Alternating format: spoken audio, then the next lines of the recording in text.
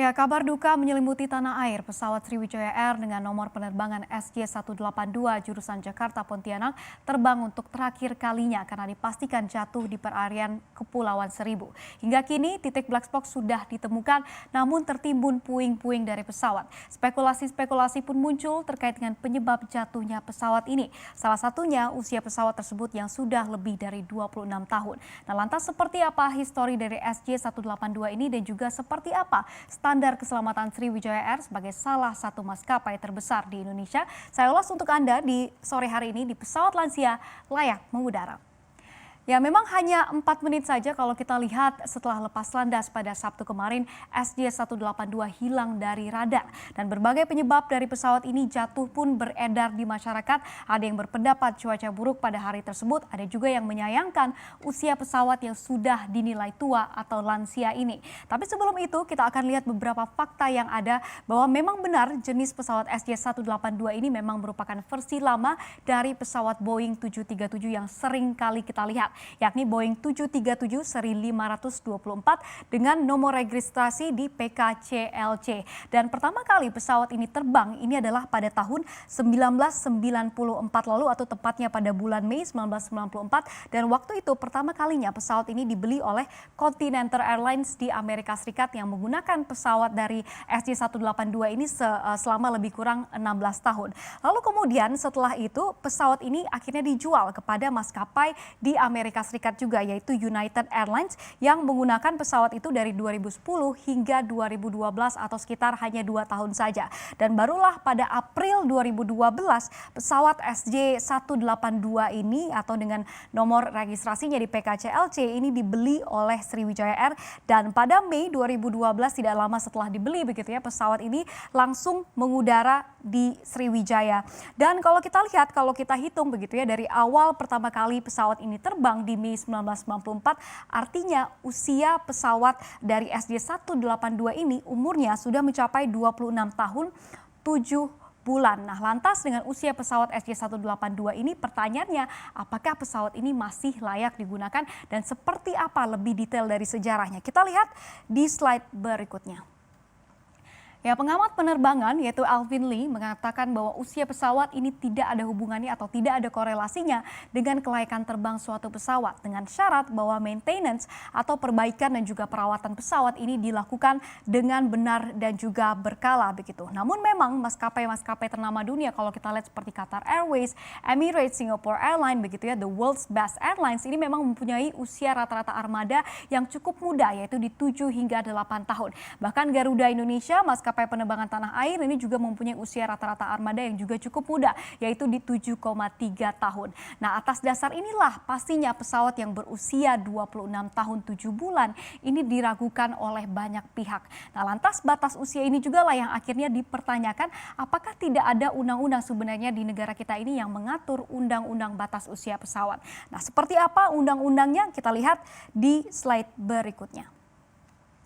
Ya, ada satu fakta yang miris terkait dengan batas usia pesawat dan juga pastinya membuat banyak pihak bertanya-tanya karena pada tahun 2020 lalu Permenhub nomor 27 tahun 2020 ini ternyata mencabut Permenhub nomor 155 tahun 2016 tentang batas usia pesawat udara yang digunakan untuk kegiatan angkutan udara niaga. Di mana dalam peraturan Menteri Perhubungan nomor 155 tahun 2016 ini disebut bahwa pasal 3 menyebutkan bahwa pesawat terbang kategori transportasi untuk angkutan udara penumpang yang didaftarkan dan juga dioperasikan untuk pertama kalinya di wilayah Republik Indonesia paling tinggi ini usianya berada di 20 tahun atau batas usianya adalah di 20 tahun. Nah, dengan Permenhub baru di 2020 ini dan juga Permenhub yang lama dicabut, dengan begitu batasan usia pada pesawat terbang ini tidak berlaku lagi. Artinya saat ini di Indonesia tidak ada batasan usia sebuah pesawat dilarang terbang atau bahkan dipensiunkan. Nah, di satu sisi pakar-pakar penerbangan ini ramai-ramai begitu ya mengatakan bahwa usia sebuah pesawat ini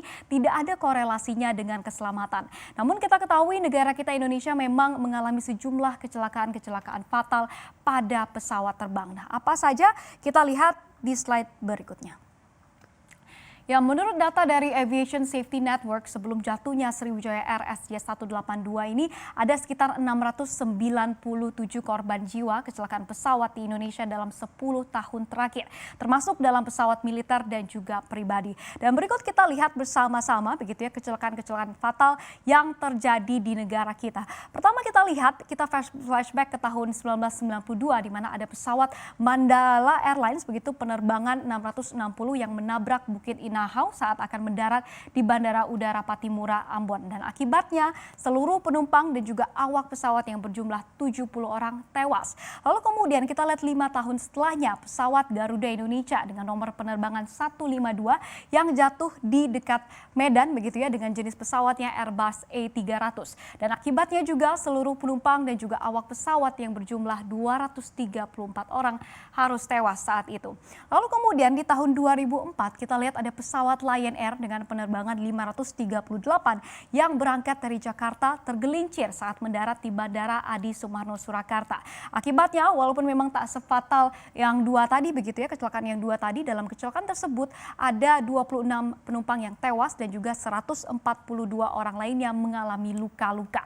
Lalu kemudian pesawat Mandala Airlines begitu ya yang gagal lepas landas dari Bandara Polonia di Medan, di mana pesawat yang dijadwalkan menuju Jakarta tersebut ini menerobos pagar bandara dan juga menabrak perumahan penduduk. Akibatnya sebanyak 100 penumpang pesawat tewas dan hanya 17 yang selamat, sementara korban dari masyarakat ini cukup banyak juga di 41 orang yang dinyatakan tewas akibat dari kecelakaan ini. Lalu kemudian kita lihat 3 tahun setelahnya pesawat Adam Air penerbangan 574 jurusan Surabaya Manado yang jatuh di Selat Makassar dan juga masuk ke kedalaman lebih dari 2.000 meter di dalam laut. Dan kecelakaan ini juga berakibat fatal di mana sebanyak 102 penumpang dan juga awak pesawat yang tidak terselamatkan. Lalu kemudian kalau kita lihat tidak lama juga setelah itu di 2014 pesawat AirAsia dengan nomor penerbangan di QZ 8591 yang terbang dari Surabaya ke Singapura yang juga mengalami kecelakaan, di mana puing-puing pesawat dan juga tubuh manusia ditemukan 2 hari berselang dan juga sebanyak 162 penumpang dan juga awak pesawat dinyatakan tewas pada kejadian ini.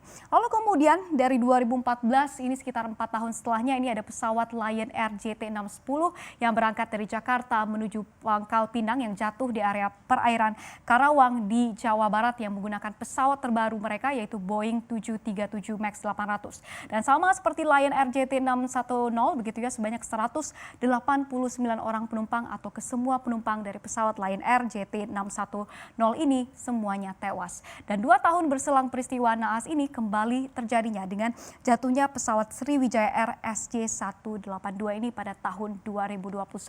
Jadi inilah sejumlah polemik yang terjadi di industri penerbangan kita, mulai dari aturan terkait dengan batas usia, standar keamanan dan juga sejumlah peristiwa naas yang terjadi pada maskapai penerbangan kita.